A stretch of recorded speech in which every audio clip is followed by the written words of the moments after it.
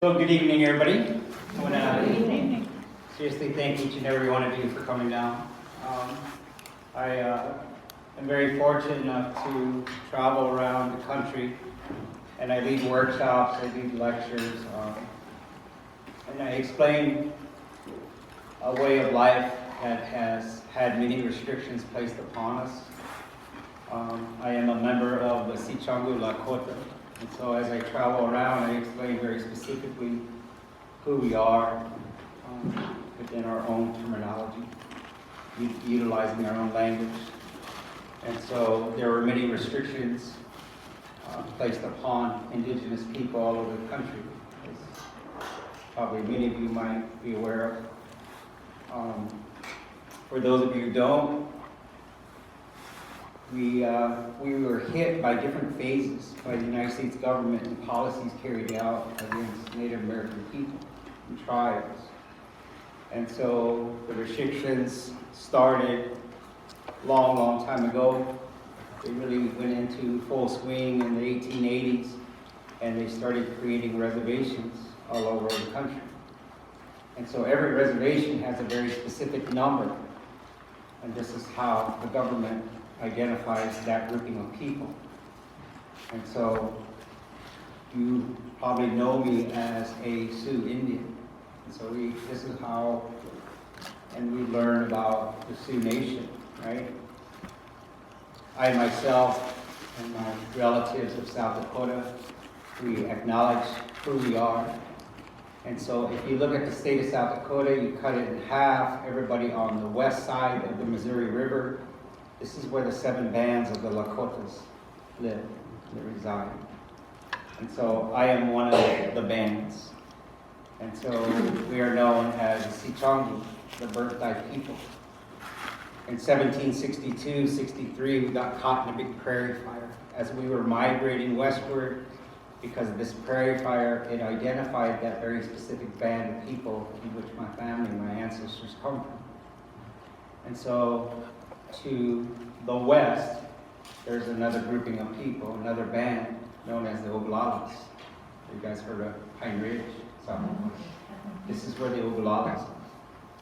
If you head straight north from where Rosebud is, this is the land of the Honkpapa Makochi. This is the land of Sitting Bull. And this is Standing Rock.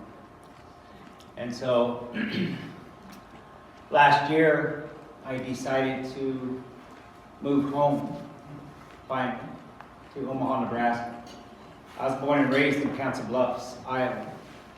And so, living in CB, the only Indians in town were my siblings and my mom. And so, when we started reading about Native American people, I was all excited. Because my last name is Tamayo. So I'm half Mexican, half Indian. My caretakers were my grandparents.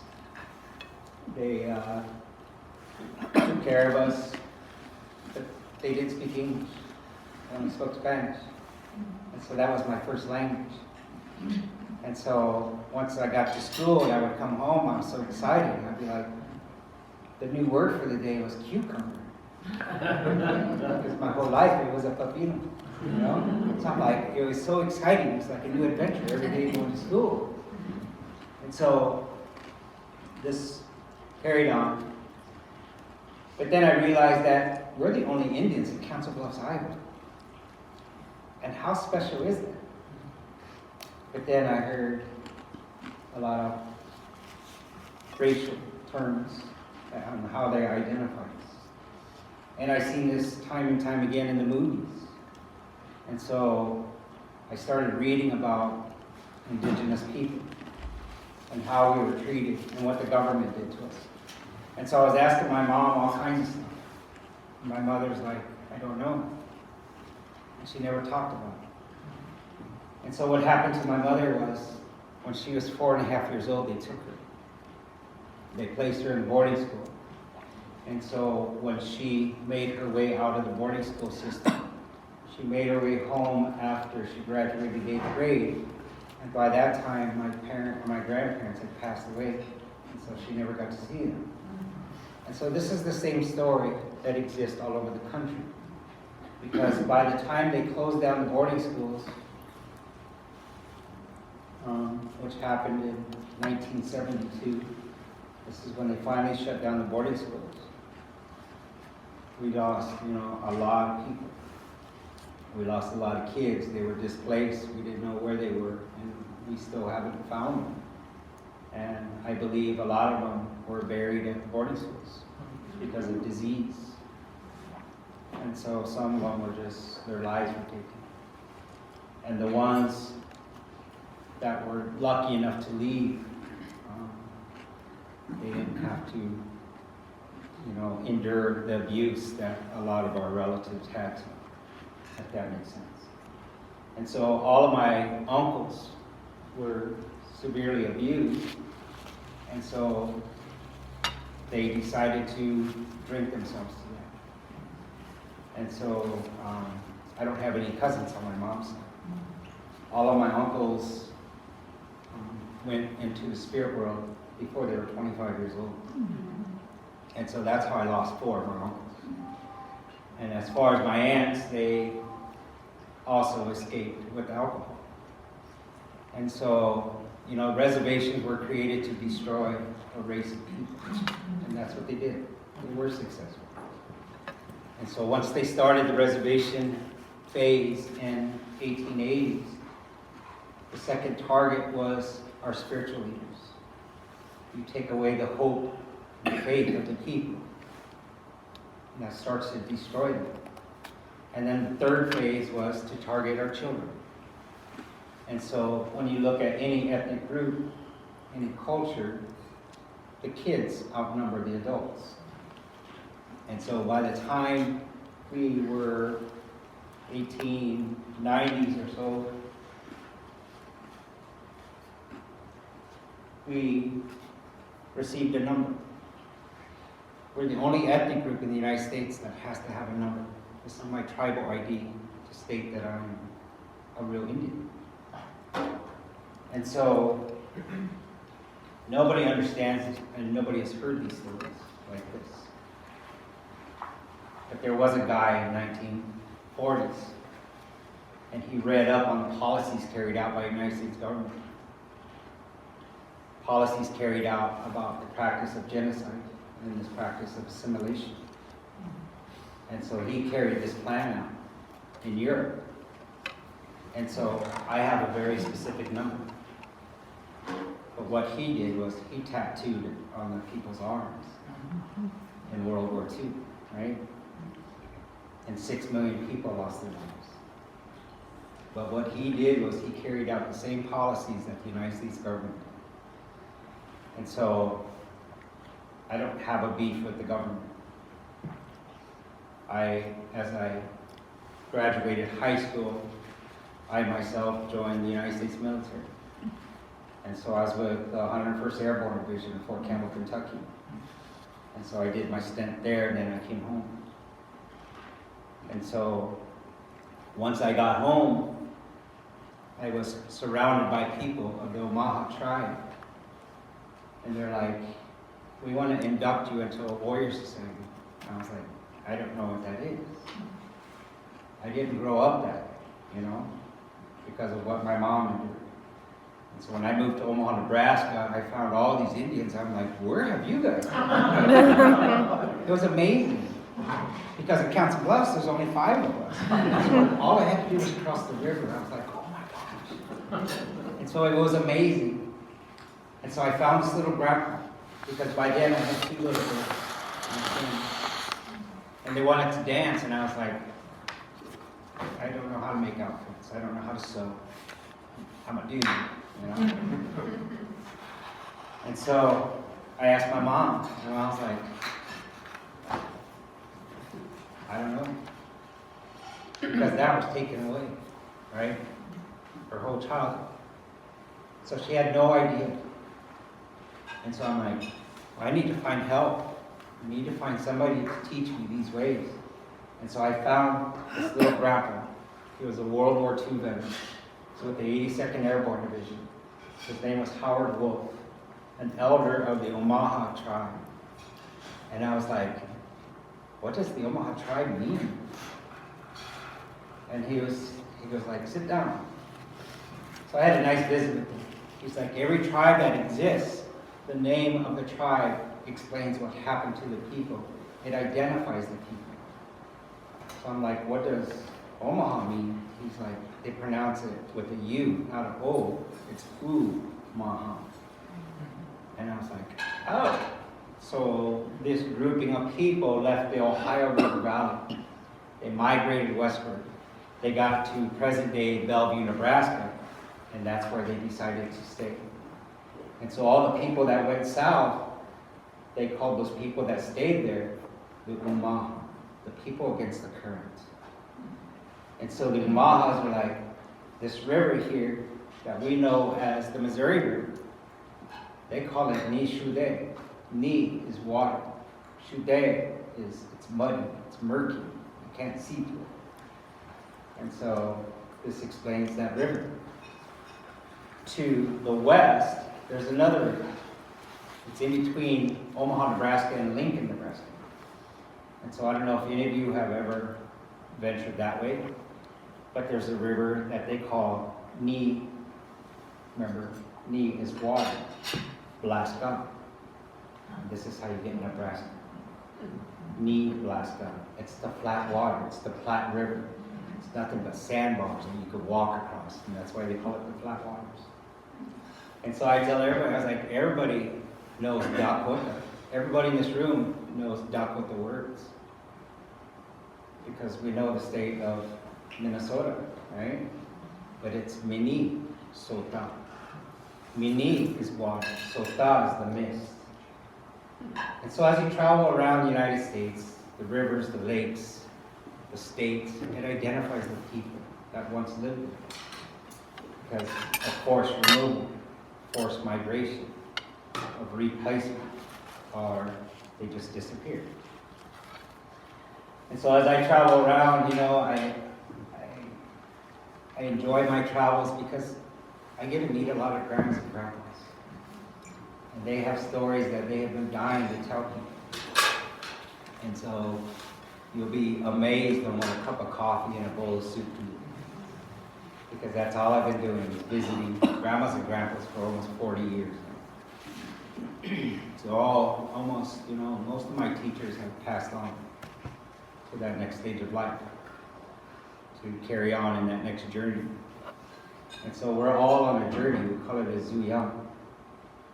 And so growing up, once again, I didn't know anything. I tried to read as much as possible. I was like, this doesn't make sense. Because they never asked us. Whatever exists out there in the books is usually somebody else's interpretation of what our beliefs are. And so I found a book that says, the title is Everything You've Ever Read About Indians is Wrong, you know? And that's pretty much true. And so all I've been doing is visiting, just chilling out and having very nice conversations. So that's kind of my upbringing, how I came to be. I raised my girls by myself. Had to find this little grandpa who showed me how to make outfits and regalia and explain the symbols that exist. And so I teach today, I teach symbology, I teach about numerology, I teach about color concepts, I teach the history and the origin of our regalia, our clothing. And so, you know, today, you know, we went to the new little museum down the road here. That is amazing. That's probably one of the best museums I've seen in a long time. I was at the Art Institute in Chicago, and I was like, oh, damn. So that museum here, and I was like, oh my gosh. I was like, you got Tacoma pottery? And whenever we walked in, he was like, what? And so as soon as we walked in there, I was like, this is that, this is what this is, you know? And so it's a really cool museum. I really enjoyed that, so thank you. So, today I have 5 daughters. I have 1 boy. My boy is my mathematician. Most of my daughters are in the healthcare profession. They're nurses, they're medical administrators, they run cultural programs in the city of Omaha and on the reservation in Rosebud, South Dakota. And so when I moved home about 2 months ago or so, I came up with this name. This is my little nonprofit. And so Bluebird is actually my grandfather's name. My last name's Tamayo, and I love my last name. I just don't have a cool Indian name. So this is my grandfather's name. And so in Lakota, it's Zingtala. Zingtala is the bird. Whole is blue. And so when I was in Omaha, my kids were growing up, and I was like, you know what? I'm moving away. I'm going to move to Rosebud Reservation. And my mom's like, nobody moves to the reservation. You move away from the reservation. I was like, not this guy. So I moved up to Rosebud, and I started visiting. I started going to school. I attended a university called Sinteglisca, which is Spotted Tail. So I'm like, who's Spotted Tail? He was one of the leaders of the Lakotas who knew the importance of education. And he knew it was time to change in the later part of the 1800s. And so he actually sent 4 of his boys to Carlisle Indian School in Pennsylvania. But within the first year, 2 of them died because all of the diseases that we had no defense, no immune system to fight it off. This is what happened to a lot of our kids. But this is the same way that they fought indigenous people throughout the country, was through germ warfare. And so when you talk to kids, you're like, oh, the cowboys, and the cavalry, they killed all the Indians. It was disease. It was disease brought over by Europeans. They brought it over, and it was carried onto our lands by cows, and pigs, and chickens. And so this is what wiped out the indigenous people. Because by the year 1900, there was only 200,000 of us left. This is why they gave us a number, to keep track of who we are. Because at that time, everybody's a full-blood. And so my mom's just under. That makes me just under a half. Makes my kids just under a quarter. It was policy carried out by the United States government to be rid of indigenous people. Like, by law, by policy, government policy, you're not Indian anymore, so we don't have to take care of it. This is why this was set up. But there's a big difference between this and how they look at African American people back in the day. Because we hear about that one drop of blood, right? Because they were property. And that's how they had the right to own property. But with us, they want to get rid of us. And this is why they had a reversal policy carried out. So I bring this up, and everyone's like, oh, well, that makes sense, right? So I moved to Rosebud, South Dakota. I sat down with a bunch of grandmas and grandpas, and then boom, I started learning the Lakota language. And so I shared the office with this little grandpa. His name was Albert Whitehat Sr. And Lake Albert became one of the most important persons in my life. Just like Howard Wolf, he sat down and he started explaining. And so I sat with him and listened to his stories for 14 years. And I created a curriculum at Sinteglisca University pertaining to the traditional art forms of the indigenous people. And so I'm like, this is freaking awesome, right? I get to travel around, I get to be a professional Indian, because apparently that's what I do. And so I have many titles. I'm a cultural specialist, I'm a cultural bearer, but I'm just a Lakota. We're all just common men and common women, And so this is how I live my life. I started learning about this to preserve a way of life for my kids, and now for my grandkids. so that they can dance and they can sing and be a part of who they actually are. And that's all this was meant to be.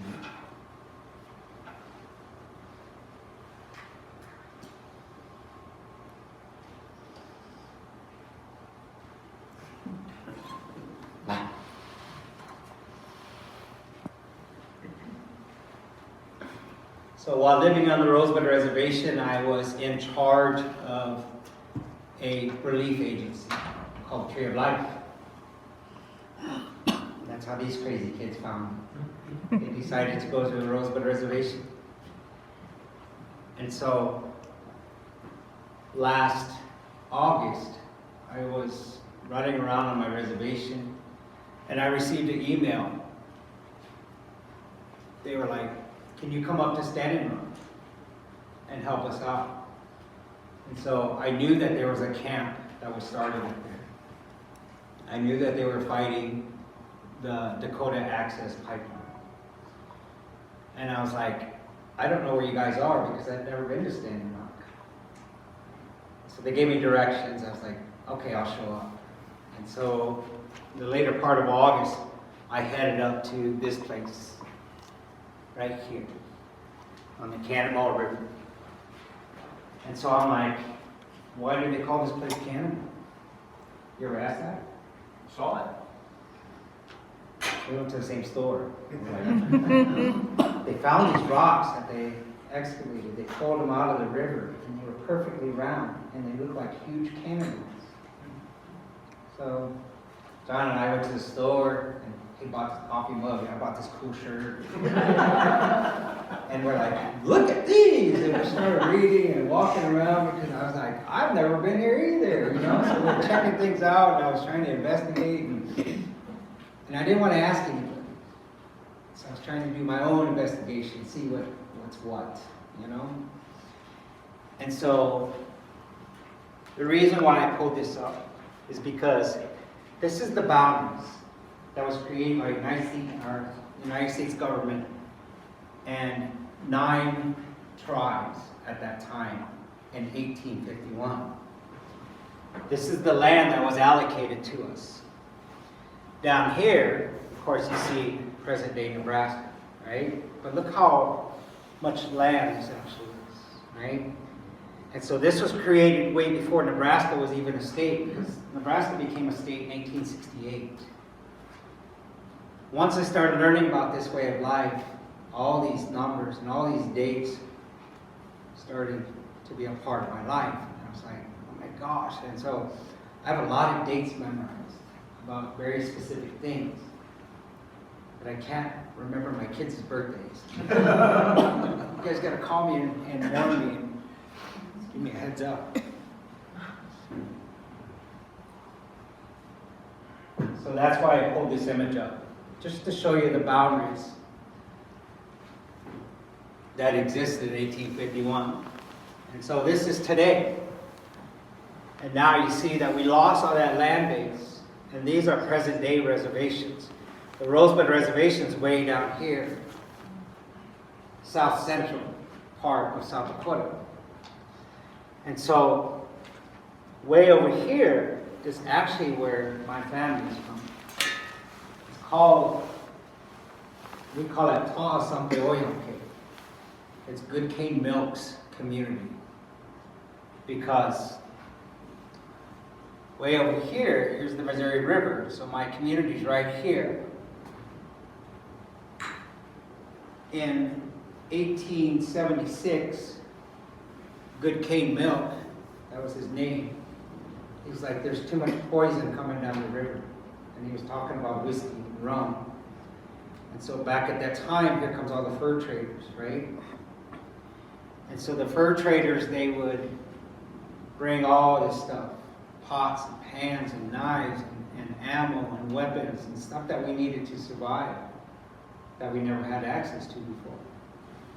So they came down the river and they brought all this material. And they're like, we'll trade you this and this for hides, buffalo hides, otters. And so we're like, well, cool. So we just started this trade, this barter system. And then after all the trading was done, they're like, well, here, have a drink. We're like, what's this? because we never had whiskey or rum. And so this was the introduction of alcohol to our people. And we're like, we want more of it. I'll give you back this pot. I'll give you back this knife. And it just happened and just kept snowballing. And so by the end, we didn't have anything except a hangover. And this happened time and time again. And so we have stories that exist. We know what happened to them. There got to be a point that we traded all of our stuff this one time. We ended up with nothing. But we knew we had to get out of there. And the only thing we had left of value was some of our women. And so we actually gave our women to them to give back horses and stuff so we could get out of there as a people. So the women who stood up, they're like, I'll go with them so that you guys can survive. And so this is what happened.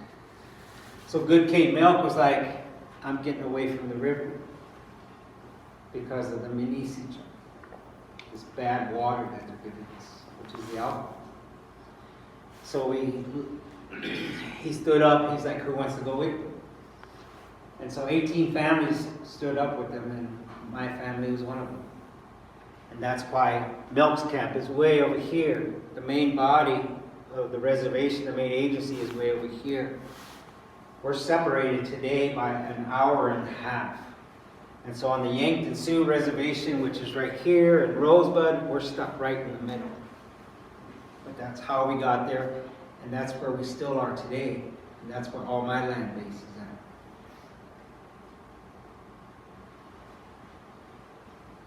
at. So once again, back in August, I got a request. And I was like, I would love to go to Standing Rock. And that's this place. This is land of the Hunkpapa. The Hunkpapa are the people who camp at the end of the horn. And so when we gather as the Ocheta Shakoi, the 7 bands of the Lakotas, we camp like this because it represents the buffalo. At the end of the horn is where Sitting Bull's people guarded. They were the guardians of the entrance of the encampment. That's what Hunkpapa means. They camp at the end of the horn. And so that's what happened here.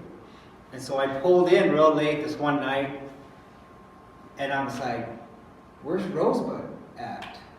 Because I found all the encampments of all the 7 bands, and I couldn't find my band. And I was like, well, I'll find them in the morning. And I was like, where are the Hunkpapas at? This is 1806 is the interstate, or the highway. Here's the main Ocheta Shakoi. Way down here, the furthest to the east, is where the Hunkpapa are. They're guarding the entrance with that new day every day.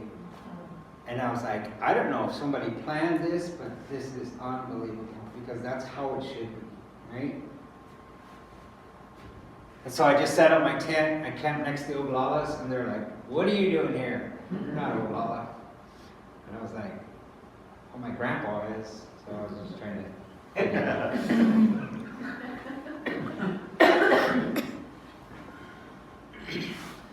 So this is the entrance during the daytime. And you see all these flags that are here. Each flag represents a very specific nation. This is my flag. So anytime I see that flag, I know that that's my band, right? And so when I set up at this encampment in the daytime, I'm like, where are they? You see the water here? It continues back this way, and this is where the Cannonball River is. On the opposite side of that river is Standing Rock Reservation. And I'm like, where's my band? My band was on the Standing Rock Reservation. Because the only way that my band would fund and take care of the Sichongus is if they camp on the Standing Rock Reservation, because this land is actually the land that was taken over by the Army Corps of Engineers. And so this isn't reservation. And so we had to sign a permit. We got a permit to camp here. And they're like, sure, go ahead and camp. This was April.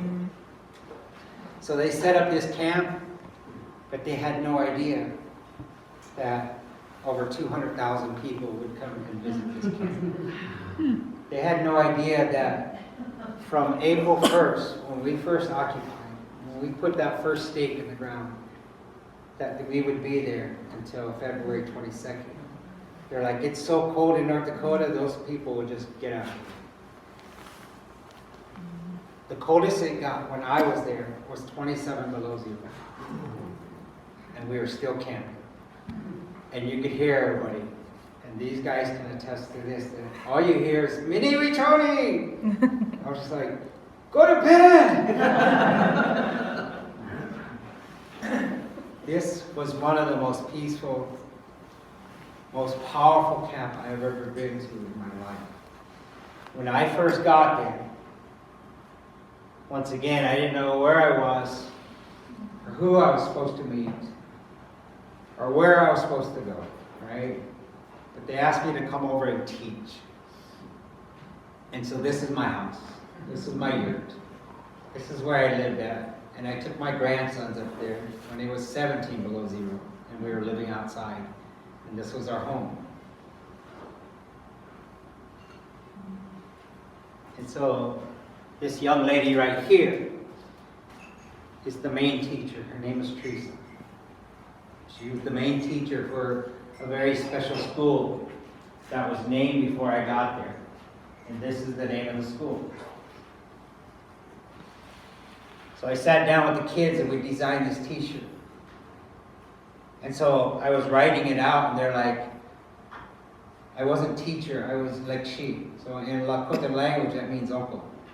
So they're like, Lekshi Steve, shouldn't the letters look like teepees? And I was like, if that's what you want, so that's why they look like that. And so we sat down and I was like, you know, what's the most important part of our way of life? And they're like, surviving. And to me, that was a continuation, the circle, and how important that is to us. And so, once again, this is how they spell us. Mini, which one? Water is life. This word down here is na, ki, chizi.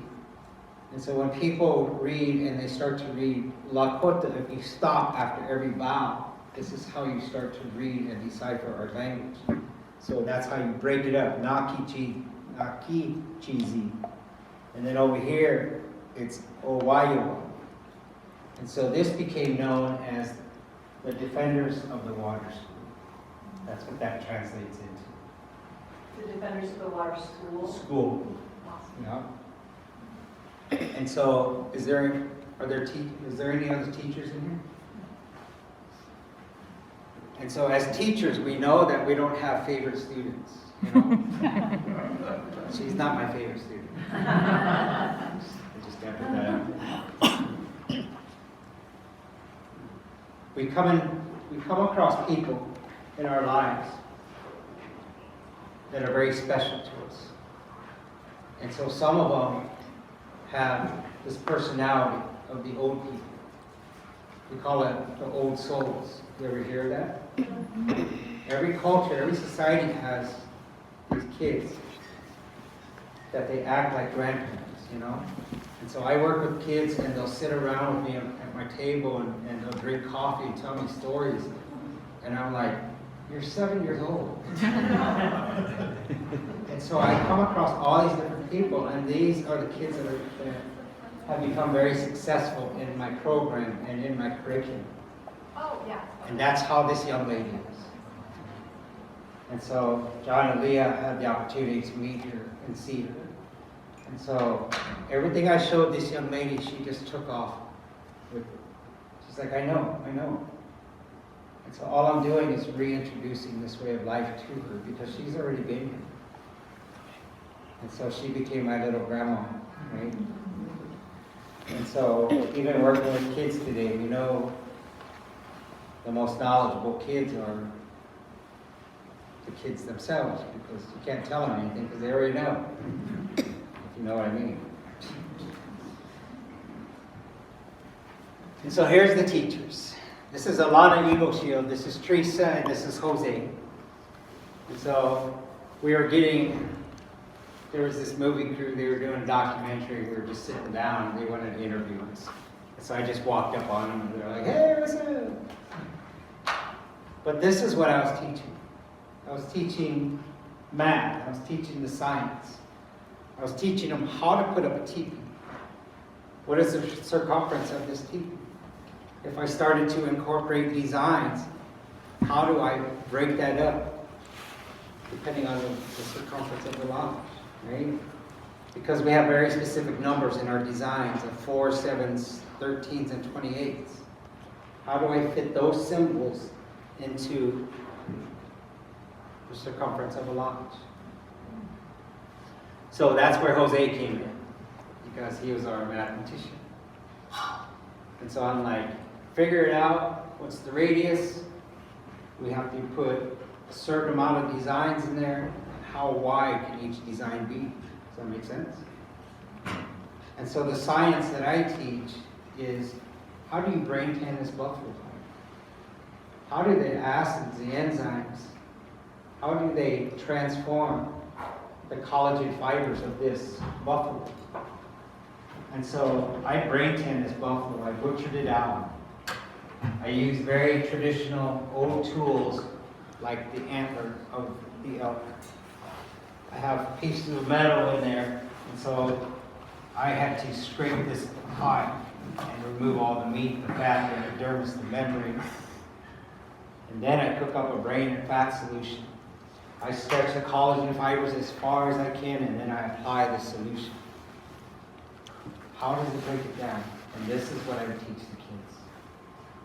But what better way to teach them than to butcher and skin out a buffalo right then and there? This is how you preserve meat, because as you can see, there's no electricity here. There's no running water. We had to learn how to survive outside for many, many months. And so in doing so, this is how we took care of the next generation. So this was our school. This is the kids. They were laying it out.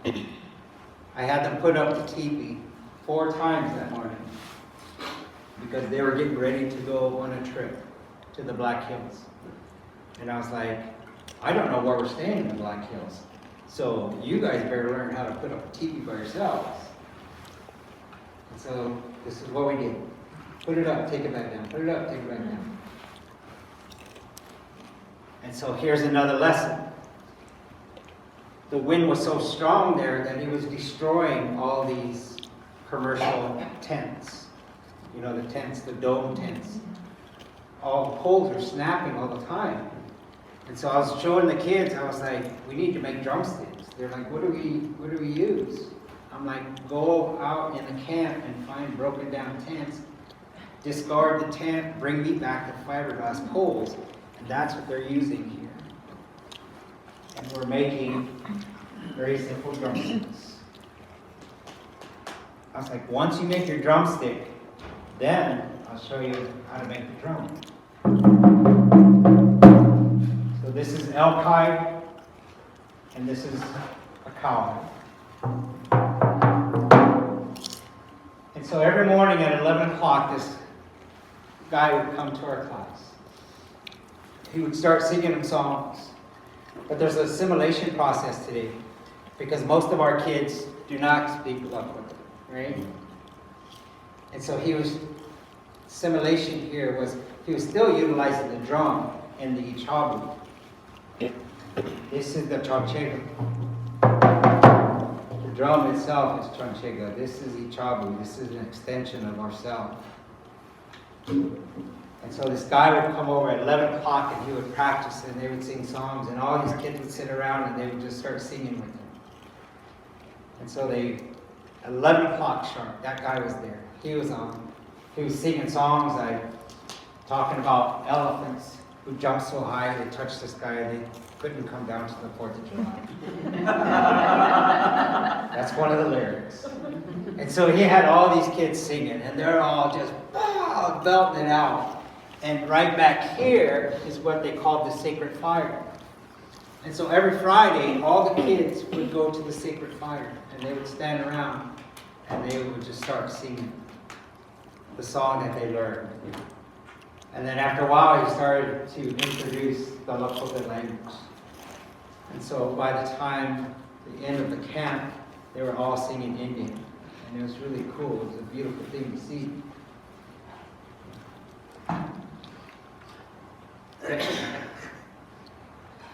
So, this is our classroom. We're sitting in a TV. So Thanksgiving, I went to get in the chow line. And there was this young lady. And she was like, "How can I help you?" I was like, "I'll take some stuffing, turkey." And I look up and I was like, "What are you doing here?" And she's like, "Serving the people." She's like, "What do you do here?" I was like, "I teach at the school." She's like, "Can I come to your class?" And I'm like, "Yeah." But that lady was Jane Fonda. And she spent the whole week there. And so she listened to our stories, but this is how we purchased one of our yurts, because she helped out the camp. But she loved the school. And so here's another exercise that Leah and John helped me sew and put these balls together. And so one thing about our art form is we incorporate a lot of our rituals or ceremonies. And the ceremony that we have is what we call throwing the ball. And that's what this young man is sewing together. He's making this ball that we use because when our young girls enter into that next stage of life of womanhood, there's a throwing the ball ceremony. So after 4 days of grandma's coming and her mom and her aunties and her relatives instructing what to prepare for, what are her roles, responsibilities. After the 4th day, she comes out into the village. She has this ball and she throws it towards the west behind her. And whoever catches it receives a gift from the family. But as when she's doing this, she's actually screaming out the most important word to her of virtues and values.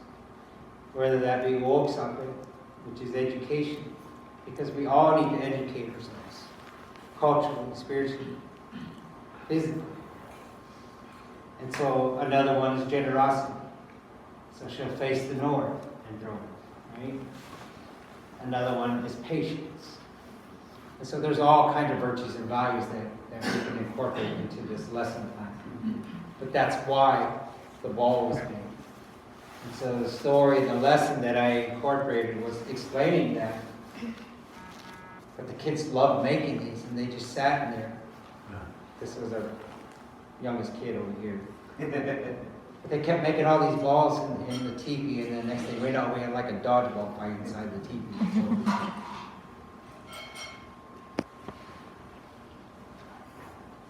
So this is one of our four-leggeds who didn't make it out.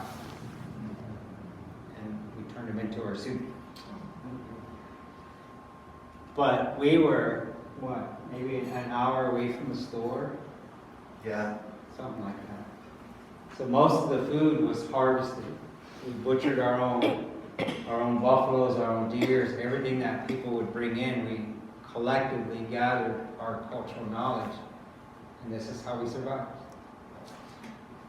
And so, the best part of the school was the beauty of the inner camp, because this is what was going on outside.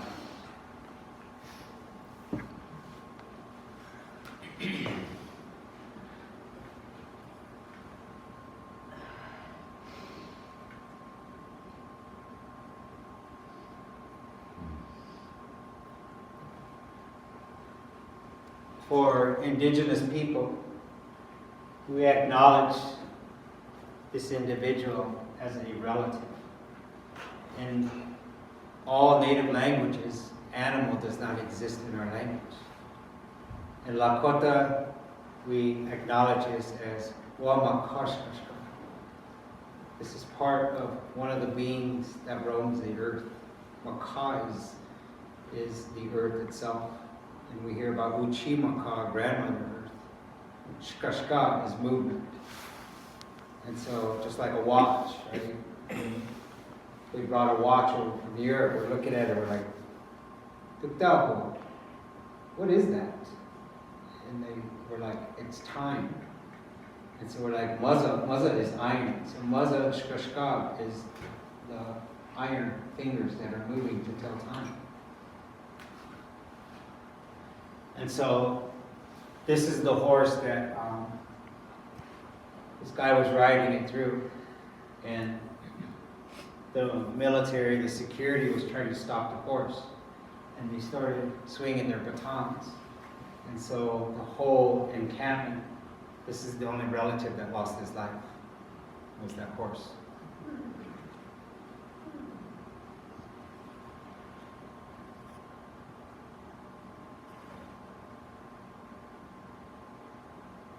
So once again, this was what was going on outside on the front lines. And the only times that I would go up to the front line was actually to go save our students. Because a lot of times, a lot of parents were single parents and they just took their kids with them. And so I would go and reassure their parents that the kids would be safe at the school better than the front line. And so this is where we would go time and time again. And so me and all the school teachers, we had walkie-talkies that we would communicate with and tell who we have, and we were taking them back to the school. And so Thanksgiving was a beautiful time at the camp. Friday, I spent the day with Jane Fonda. We talked about the school. She talked about how she was going to help the camp and the school itself, very specifically. And this is what happened on Sunday night.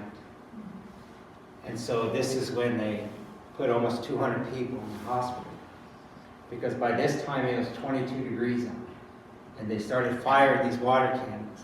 And so the bad thing is they're on a bridge right here. And have you ever been to a concert where you were in the front of the concert and you couldn't get out because of all the people behind you? That's what happened here. And so the ones that tried to escape this way and that way, you could see the military, the security here. And so they were shooting them with these rubber bullets, and they were macing them and shooting them with the water cannons. And so this is why almost 200 people almost lost their lives.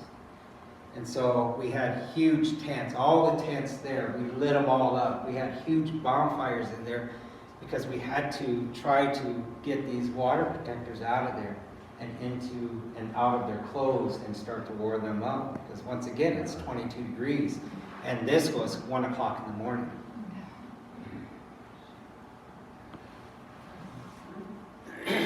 Three days after that incident, this is what hit the camp. During Thanksgiving weekend, there was over 20,000 people at that encampment. They brought sleeping bags and tents and food. They brought all kinds of stuff to take care of the people living in the camp. But then we got word of this blizzard, and everyone's like, we're getting out of here. And they left all this stuff. But 19,000 people left. So there was less than 1,000 people in the encampment. And we're like, what do we do with all this stuff? Because there's no storage unit. There's no place to put any of this stuff. And so the trash that you might have seen on social media was all this stuff that people brought to help. But then the blizzard came and it froze it to the ground and we couldn't remove it. So this is the week of Christmas. This is when I brought my grandsons. These are two of my oldest grandsons. The week we were there. This is when we decided to sleep in the yurt. I brought my grandsons because they're singers and dancers. And so they love this place. And I was like, oh my gosh, I was always worried about them. I was worried about everybody. I was worried about the students. You know, what are we going to do? And how can we help the people? And so this was the main school where we housed all of our materials, all of our reading materials. And so we had to empty these things, these buildings or teepees or yurts, because we knew that the military was going to come in and destroy the camp. And so when I went back up there in January, I started chiseling out and digging out these teepees. And so by myself, I could take a teepee down in about 15, 20 minutes, pretty much by myself. This took me almost 5 hours with 3 of us, because we had to chisel 3.5 feet of snow off. And that's what all this is. And it was frozen to the ground, so I had huge bonfires inside. So this is the camp that was finally destroyed on February 22nd. The last week that I was there, when in December, these guys showed up. They're actually perfect. Interrupt just a second. Whoever has a black Accord, we've got a car that needs to get moved. Does anybody here have a black Accord? I do not have that. Sorry, thank you. So this is the last slide I have for you. So these guys came in from different universities, all PhDs, helping us create short-term and long-term curriculum. Because even though that they destroyed the camp, we decided to keep the school going. So Nakichi's Hawaiian will continue on. And so I sat down with some of the kids in January and February. And so some of the earrings that you see here are what the kids made. And so some of the shirts explain the school itself. And so every time John and Leah would come up to be a part of Standing Rock, they were like, what should we bring? I was like, hamburgers and hot dogs.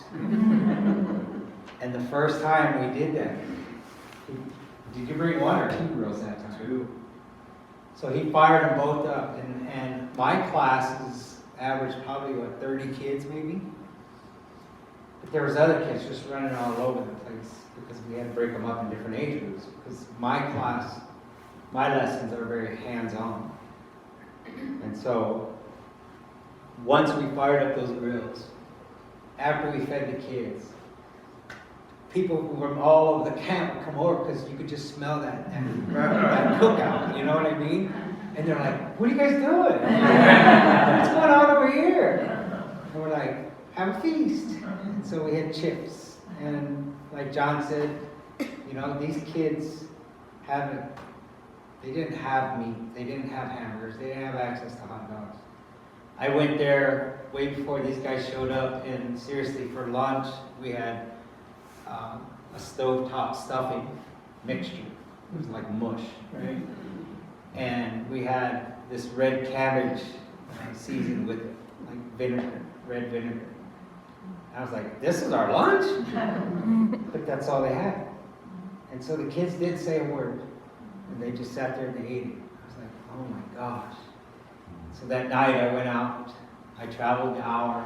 I went to go get some food. And then I had to drive another hour to get back. And so once they brought the hamburgers and hot dogs there, you should have seen their faces. And I was just like, oh my gosh. And so I was like, you know what they would love is Kool-Aid pouches. Because they haven't had Kool-Aid in months, And so one of the last week that I was there, we actually threw our monies together and we went and bought a big stack of pizzas for them. And their eyes about fell out of their heads. But it was amazing. I traveled around the country explaining, once again, a traditional art form. If any of you ever make your ways to Washington, D.C., I have an exhibit up on the 3rd floor pertaining to traditional games. And so it's been really cool. I've been partnering up with Smithsonian once, or at least once a year, I head to D.C. And so, like this, This is a buffalo rib. And so when I butcher out the buffalo, I save everything. I save the bladder bags. I save the real muscle. This is tendons, muscle fiber. And so we use it still today as our thread. And you just keep splitting it. You see that? And so this is what we use for thread. This is a game that we send flying down the road. But it slides on the ice. Not very well on carpet. And so in the springtime I play with it too, because I make different sizes of hoops. And I get the hoops and I throw them behind me. And just like you ever play with the maple tree and the little helicopters that you can pick up and throw up and they fly all over the place. It's the same concept with this. And you just throw it behind you and it takes off and it lands in those hoops. Because each one has its own point value. And so one thing about games is it is the best way to socialize with every generation at one time. And so everybody's like, what's the rules? I was like, they're house rules. Because who reads the rules to Monopoly? This is what we're going to do. This is how I. And so I'm like, what if you ran on free parking? Because we all have a different answer. So, I've been part of the United States government. I raised my babies pretty much by myself. I wanted to keep my kids into that circle to dance, and so I learned how to make dresses. I learned all the symbols that exist, or as much as possible, I should say. And this is the message that I'm telling in designs, in symbols. And so, what I do is I get to live a free life. And it's really cool. I was in Washington, D.C. about a week and a half ago. We were protesting the KXL pipeline, also the Dakota Access Pipeline. So once again, they're going underneath the river in Staten Island. Where they're going under is where the intake of our water is for the Staten Island Sioux tribe.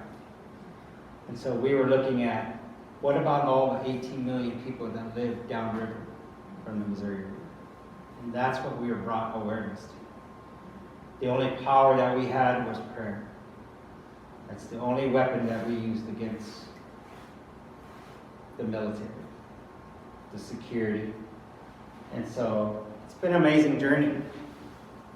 Because all I got was the email. Can you come help? And I went over there and I was like, I'm here. And they was like, we don't even know who you're talking about. So I don't know who sent me the email or why. Because the lady wasn't there that sent it to me. And I was like, I'm here. They're like, who are you? It's like, apparently you don't know. So one of the big projects that we have planned for this year is I'm going to bring another buffalo in and have the kids butcher it out, braid tan, scrape the hides, go out into the pastures, into the wilderness, and I'm going to show them how to create and make natural pigment paints. Because I can make paint out of rocks and roots and plants. If you can stain your clothes, I can make paint out of it. The algae, the palm scum, the pond scum, I can make that light and dark green out of that. And so the gallbladder is a natural mustard yellow that I know how to extract and make paint out of. And so what I do with the membranes, the epidermis, the hair fiber, the hooves, I cook it all up and I make a natural glue. This is hide glue. I add the natural pigments to the hide glue, which adheres to the skin. So when you go to the museum world, you see hides that have been painted. This is the process and how they were able to decorate the hides of yesterday. And so this is what I teach.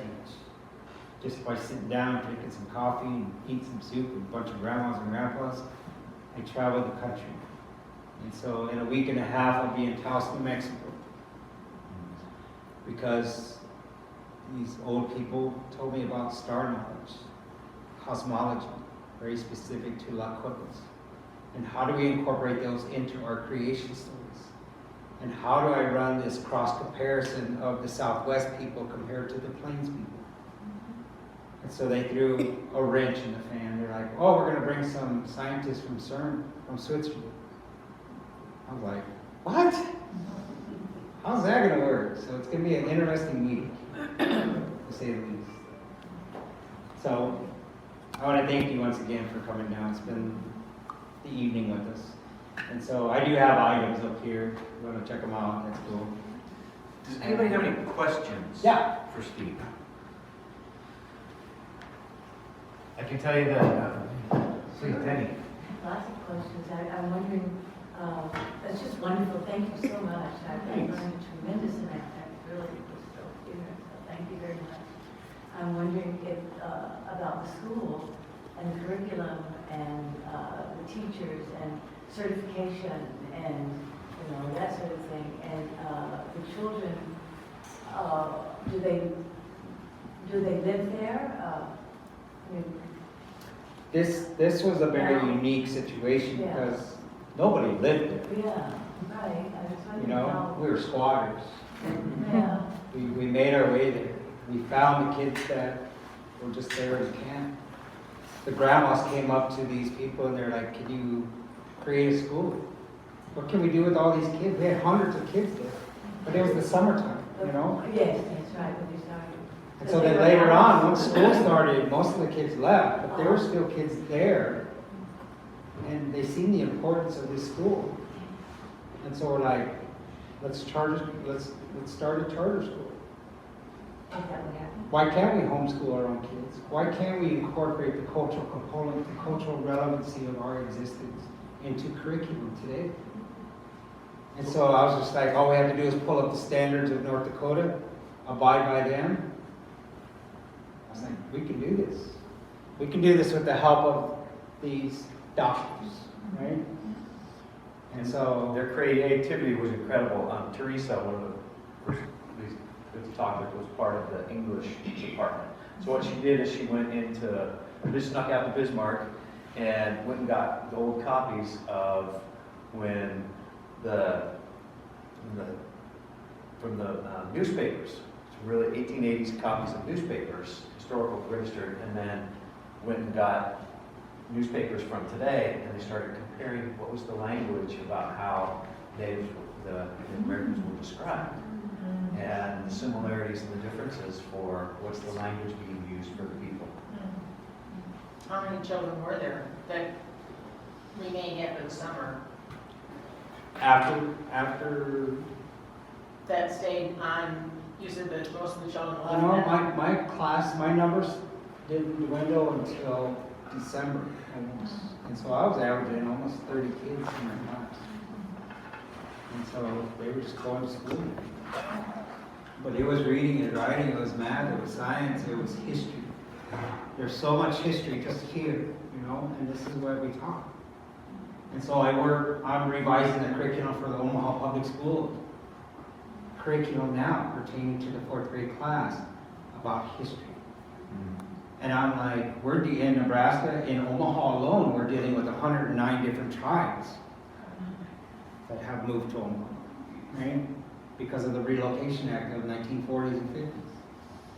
And that's why we're dealing with 109 tribes. So I'm like, we need to focus on the 4 tribes, just like that history of Nebraska, of Uman. And where there's another tribe, Northern Ponca, but in their language, it's Ushni Punka. That's how you say it. We're the ones that are not coming back. They split off of the Omaha people because linguistically they're like brothers, you know? And so after they split in 1750, they never came back. That's what Ushni means, is we're not coming back. And then here comes the Winnebagos, because up the road we have Winnebagos, right? But they're known as Ho Chunk, right? That's how you say that, chunk. That's the big voice people. That's what that means. And the last one is the Isanti. This is the Santee Sioux of Nebraska. But in our language, San, T, these are the people of the knife dwellers. They are the parent group of the whole entire, what you know of, once again, as the Sioux Nation. We pronounce it Medio Wakanto. They are the people from Spirit Lake.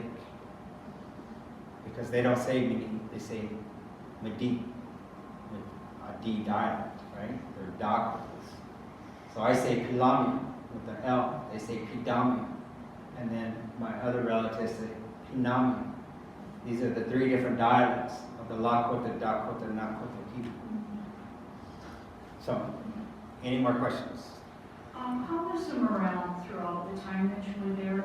Because it seems everybody's very happy and they adapted, but how was the morale ever, down for anybody, or was it always positive? You know, Indian people, the only thing we have left is our humor. And living here, we're just like, woohoo! You know? And so we were all in D.C. a week and a half ago, all the water protectors. Yeah. We went over there to protest, right? It wasn't covered by all media. This wasn't covered by the media. There was a media blackout. Seriously, our phones were drained. We would have a complete charge in it, and they had the technology there to power down our phones because they didn't want that coverage to go out. And so I don't know what it was. So after a while, we're just like, we know how to fix this. We made these aluminum sleeves that we put over our phones so they couldn't drain it. We're like, we could see and hear the chopper. We're like, put sleeves on. Let them fly around, do their stuff, leave, and we're like, ha ha. So this is what we had to figure out. The morale was unbelievable. The energy that was there, it consumed people. And so what I mean by that is that some of the people who made their ways there, they left their life behind and they moved to Standing Rock and they gave up everything. And I was like, I can't stay here. I have to get out, I have to leave, and then take care of business, and then I would come back. But it was like a magnet. It was just drawing people, and that's why 200,000 people were there. We had over almost 2 million hits of what was happening in Standing Rock. There was over 400 tribes that made their way there. But that's only in the United States. I'm not talking about the tribes in Europe, of South America. Because everybody was coming to Standing Rock. It was a movement that nobody has ever seen. And they're like, this is the largest gathering. It was the longest lasting gathering, is what it was. What's going to happen now? They destroyed the camp. They brought in bulldozers and they plowed everything. And so we're like, let's just go down the road. Because the pipeline is 1,170 miles. They're trying to claim eminent domain against all these farmers in Iowa. And so the farmers are like, oh crap, we've been here for well over a century. You're not taking our land. And we're like, we'll come join you. And so there's camps being established all along the route. And so why is it heading to Illinois? That's where it's going to stop. That's where the refinery is. What's going to happen to all the sludge? It's going to stay here in Illinois, right? Is it Patuca? Patoka or something like that? That's where it's going to end. And so we're still fighting it all the way down. There was 8,000 of us in Washington, D.C. last week. And so I didn't know that I would be slapping a teepee up in front of Trump's hotel. I'm like, I don't know if this is a good idea or not. And so this is what brought me to Standing Rock, was a simple email. So, because of that, this lasting relationship that I built with John and Leah, I acknowledge him as my brother, my little sister, my niece, because of a relationship that was established, not only on the reservation of Rosebud, but in Standing Rock, because of the time and the commitment it took to go up there, and to withstand, and to chill out in the yurt. It was unbelievable. Any other questions? So you said that the school school will continue as a charter, is that right? And where is it going to be located? That is what we're throwing around right now. Are we gonna stay in Standing Rock, or is this gonna be, we don't know. We're creating a curriculum, you know? We're gonna create this charter school. What are we gonna do with it, you know? And so, that's kind of up in the air right now. And so we're trying to finalize that. I was curious about the language and how much or how little of the language did the kids know before you started working with them? When I started teaching, I would say things and they didn't understand. So I'm like, this is what this is, you know, just very simple. Chongleshka is a circle.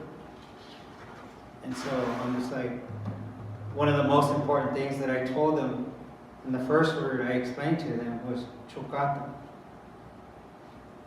Everybody is chocata. You know, all of us, each every one of us are our own centers in this universe. That's what chocata means. Pochoka is what and who you surround yourself with, because it affects the chocata. And I was like, if you want to hang around people who party and drink and fight, that's the effect it has in the center. So if they didn't know the language, did they know the traditional stories in any way, or? Because of this assimilation process of the boarding schools, it had an effect on our people. Yeah. And so I walk this fine line as a traditionalist, but also as a contemporary artist. My degree is in fine arts. I had to have that piece of paper to teach. And as soon as I got the piece of paper, I'm like, I made it into an airplane and threw it out the window. Because my passion lies with my own art form, the traditional art form of the indigenous people. But within this, I explain clothing, I explain architectural dwellings. I utilize my talents as an artisan, but I explain the basic concept of form, the importance of a circle. What does that truly mean to us? And so one thing that I try to incorporate is balance and symmetry. You have to balance yourself to understand truly what's going on. And this is, once again, is physically, mentally, spiritually. And so every morning was led off with prayer, which you can't do in school today. But it wasn't just Lakotas. I had Jewish people. I had all different people from nationalities all over the world. One of the squatters that moved into the yurt was from Scotland. I mean, they came in from all over the world to be a part of a movement because it surpassed the pipeline long ago. It was about human rights. It was about treaty rights, mineral rights. It's about human rights, you know? And so what the people endured in Standing Rock, nobody will ever truly know. Because they were firing upon them, they were breaking their ribs, they were blowing up their arms, there was all kinds of stuff. So, you know, to be a part of something, a movement of this importance was unbelievable. It seems kind of like, to hear you tell the story of this tremendous adversity, what you all were working against, seems also to have reknit communities and generations in terms of, I mean, I think about the kids knowing now what they didn't know, their own stories and their own life. It's just, I find myself really thinking about that. You know, like 10, 20 years down the road, these kids are going to be like, I remember being at Standing Rock. Yeah, You know I what heard mean? that at Standing Rock. It's like the kids at Woodstock. Yeah, well, and I know my stories in that way. Yeah, thank you. There's just certain events, you know, Right. that are going to be forever embedded in their memory. Yeah. Because, you know, I don't remember what Christmas presents I got when I was 5 or 6, but I sure remember what happened when I was 5 or 6. These are everlasting memories, you know. And so the time, you know, the little grandpa that and I spend a lot of time with. He's like, the greatest gift you can give anybody is just your time. And look how simple and powerful it is. I hope they make a documentary or a movie someday. Is there any thought about that? The Smithsonian approached us last week. They're gonna do a documentary of the school. And so the photos that John, Leah, and everybody else who was a part of the school is gonna be a part of that documentary. So That's great. definitely. Is that it?